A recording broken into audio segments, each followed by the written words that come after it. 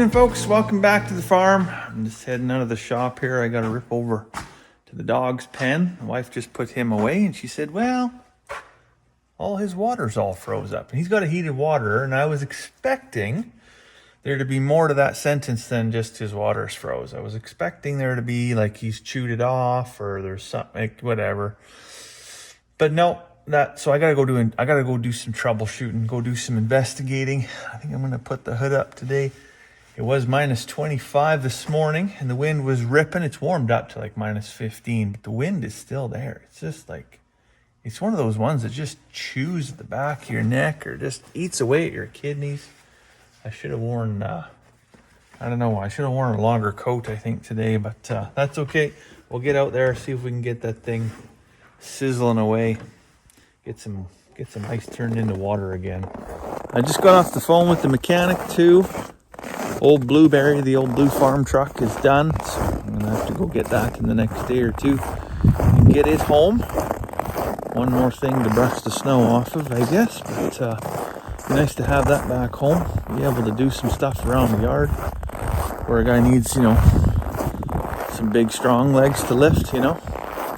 The old half ton isn't that torquey, unfortunately. I spent most of the day actually inside cleaning house. I got up at 6 this morning, made a batch of yogurt for the first time ever in our rice cooker. So I wasn't sure how that was going to turn out. I didn't quite get the recipe just perfect, but I'd say for a first crack at it, a very respectable job. Maybe I thought I maybe added too much sugar. I'm a little light on sugar actually as it works out, but so the next time I know, I think I'll probably have her down pat. I would say, in all honesty too, yogurt's easier to make than a trip to the grocery store, so I probably won't be buying yogurt anymore now that I know that. If we got a little bit of leftover milk, you can whip some up. No time at all. I say no time at all, but it takes all night to make, but in a rice cooker, it just does it by itself. Well, I trudged all the way across there in the wind and the snow.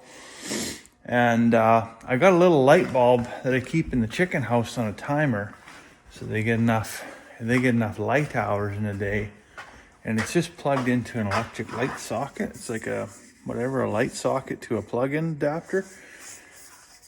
I went out there in the wind and the snow and I chased down to the end of this extension cord.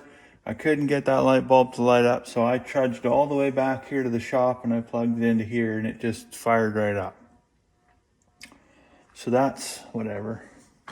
Doesn't please me. Oh, I guess it pleases me that it's not like, hey, it actually does work, but now I was like, well, why didn't it work out there? But I think there's a good chance, because this is kind of a crappy cord end here on this side. So I'm going to redo this one, but not today. I'm just going to leave that here. It can acclimate to not being 20 below. It can sit here and warm up, and then I'll work with it. I got the other orange one over here in the back of the side-by-side that the dog chewed up. That's why I have that yellow one there, is because the dog chewed this cord end off. So I got a female end. I'll get that flunked on there. We'll get back out there and we'll get that water bowl defrosted lickety split. At least that's the plan anyways.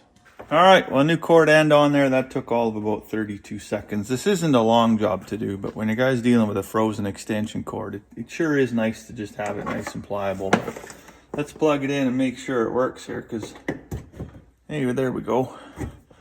We're cooking with electricity now. Let's go fire this thing back up. I'm going to take that light bulb back out there with me, because that sure would twist my nipples if I went out there, plugged it all back in and walked away and come back tomorrow and it wasn't working, and maybe, just maybe, there was something I had overlooked.